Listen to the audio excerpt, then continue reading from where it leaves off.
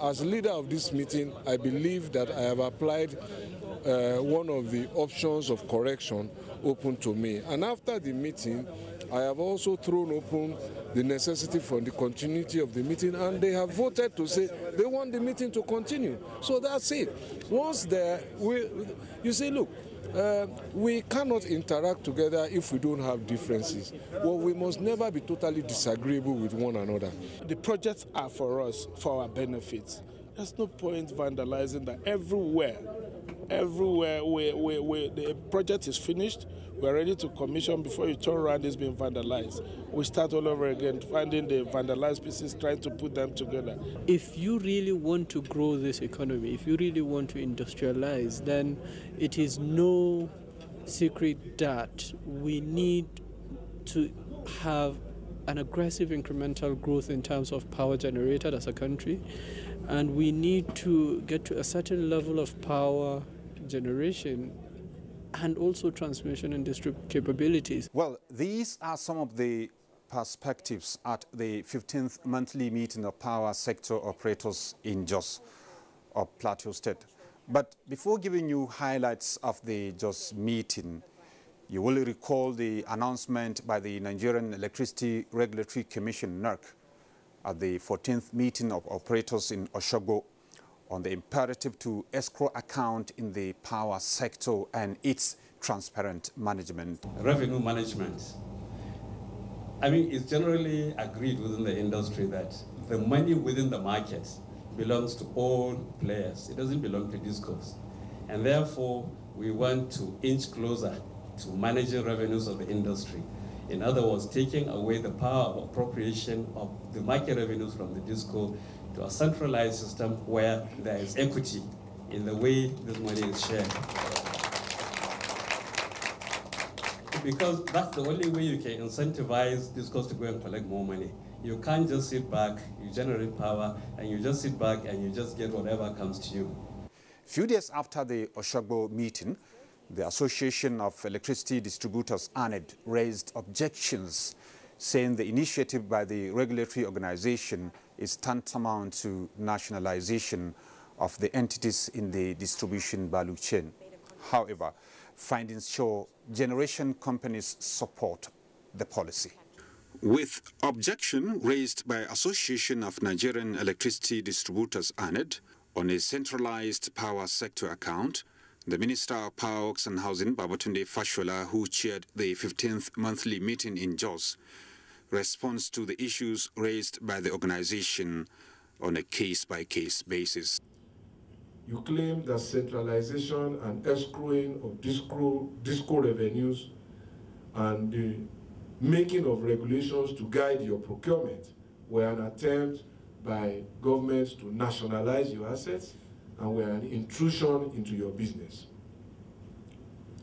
What you failed to say in the statement was that the escrow condition was agreed by you with the central bank as a condition for offering you stabilization funds by way of loans to fund the businesses you invested in, because commercial banks were reluctant to do so. What you also failed to state for the information of the public was that the loan was at 10% interest, which is very well below the commercial rates that commercial banks would have granted you the loan. You also failed to state that you agreed under that arrangement to establish letters of credit to guarantee future payments to MBET and TCN market operations. That the agreed commercial terms of the letters of credit authorizes MBET and TCN market operations to draw on letters of credit for any default in payment to them, and that such defaults have indeed occurred and they continue to occur. Your statement was silent on that. So the question is, any right thinking will accept this principle, that any person lending you money must have the right to know what you are doing with the money, especially when under collection and under payment have been a major feature of many of the discos. As far as the regulation on your procurement is concerned, what the public needs to know, which your statement is silent on, is that you are entitled to fully recover your costs and investment by law. And this is a function of how tariffs are also calculated. So if you make investment, they are passed through to consumers. Therefore, if government holds 40% of the shares of DISCOs on behalf of the states and the local governments and the Nigerian people, I believe that it has a duty to ensure that you buy your parts and your equipment at reasonable and competitive market prices, and not through inflated contracts to relatives, as we have seen in some DISCOs, in respect of which NEC will take a decision in due course and sanction those who are involved. You also issued a statement regarding the declaration of eligible customers. Your statement claims that this provision, which allows certain classes of consumers to deal directly with generation companies, is premature and it will result in extra costs to the consumers. Your statement is silent about the inability of some of your members to invest in feeders and distribution equipment to get power to these consumers.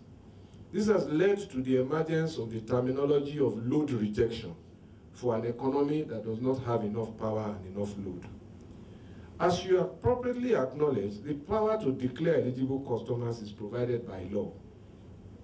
And what it does really is to entitle certain types of customers to deal directly with the power provider or the GENCO, once they can bear the cost of constructing the distribution facilities in cases that we currently have where their DISCOs cannot or will not invest the money to do so.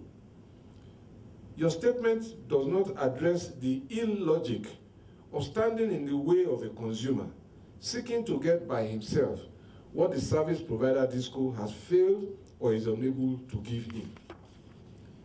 As for the alarm and the panic which your statement seeks to raise about the increased tariff, eligible customer declaration is not compulsory and applies only to those who elect to benefit from it.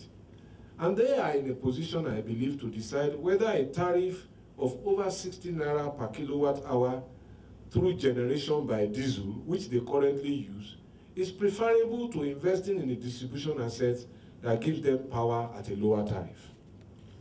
What is important is that the law is followed, consultations are held with those prescribed before decisions are taken, and we will do that. Let me say very clearly that no DISCO has the exclusive rights over any area, and its ability to retain an area must be consistent with the ability to provide service to that area. Thirdly, your statement alleges that the complaint by your regulator and by government about lack of corporate governance in DISCOs is perhaps not as important as other issues like payment of MDA debts and ensuring cost-reflective tariff and so on. This statement is silent on the efforts being made at these monthly meetings to help all of you ascertain and prove the debts that you claim that government owes you. We are spending public money trying to help you to prove your debts. That is your obligation. But it is consistent with our resolve that we will do everything to ensure that your businesses survive. This statement that you issued is also silent on your own failure to provide up-to-date audited financial accounts as required by your licensees. If a company cannot produce all records of its transactions and accounts, does that not allude to gaps in its governance? Your statement is silent about the number of times your consumers have contacted me and our officers in the Ministry of Abuja about the quality of their service. You are the ones collecting the money from them, not us in Abuja. Does the fact that consumers go beyond you, their service providers, and call us in Abuja, not call for a look in the mirror about your corporate governance? If corporate governance was not an issue, then your statement will not be silent about plans to improve service to consumers by supplying them meters and rebuilding the trust that has been damaged by estimated billing.